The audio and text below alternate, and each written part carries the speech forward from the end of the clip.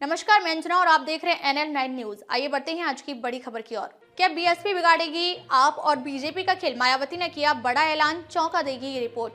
दिल्ली के चुनावी समीकरणों में बदलाव लाने के लिए बसपा ने कमर कस ली है। पार्टी ने सभी 70 विधानसभा सीटों पर प्रत्याशी उतारने का ऐलान किया है। बसपा की नजर दिल्ली के करीब 17% अनुसूचित जाति के मतदाताओं के साथ ही मुस्लिम मतदाताओं पर है। पार्टी प्रमुख मायावती के भी अगले 2 सप्ताह बाद दिल्ली पहुंचने की उम्मीद है।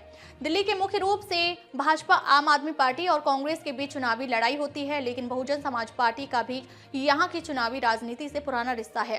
वर्ष 1989 से वह यहां के चुनाव में अपना प्रत्याशी उतारती रही हैं। मुस्लिम मतदाताओं पर बसपा की नजर। लोकसभा में उसे एक भी सीट अभी तक नहीं मिली है, लेकिन विधानसभा व निगम चुनाव में सफलता मिलती रही है। इस बार सभी 70 विधानसभा सीटों पर उसने अपने प्रत्याशी उतारने की घोषणा कर दी है।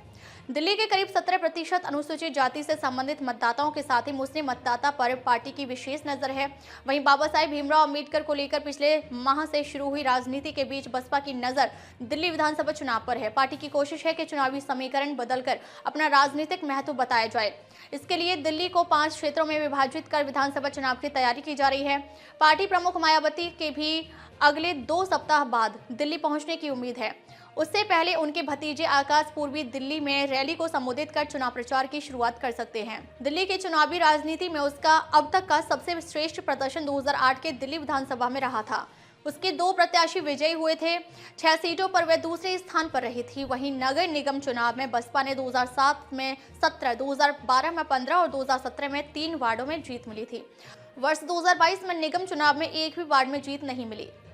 बसपा के वोट बैंक में सेंध लगाने में आप सफल रही है। पार्टी उसे वापस लाने के लिए इस चुनाव में पूरी ताकत लगाएगी। दिल्ली में 12 आरक्षित सीटें हैं, लेकिन लगभग 30 विधानसभा क्षेत्रों में अनुसूचित जाति व मुस्लिम चुनाव परिणाम को प्रभावित करने की स्थिति में है। बसपा नेताओं का कहना है कि दिल्ली में पार्टी के वर्षों से आधार है। संस्थापक कांशीराम पूर्वी दिल्ली से 1989 और 1991 से लोकसभा चुनाव लड़ चुके हैं। पार्टी प्रमुख मायावती भी त्रिलोकपुरी में रह चुकी हैं। वर्ष 2008 विधानसभा चुनाव में पार्टी 2 सीटें जीतने में सफल रही थी। उसके बाद आम आदमी पार्टी के उदय के बाद उसकी स्थिति कमजोर होने लगी। दिल्ली की चुनावी राजनीति में उसका अब तक का सबसे श्रेष्ठ प्रदर्शन 2008 के दिल्ली विधानसभा में रहा था। उसके 2 प्रत्याशी विजयी हुए थे। 6 सीटों पर वह दूसरे स्थान पर थी।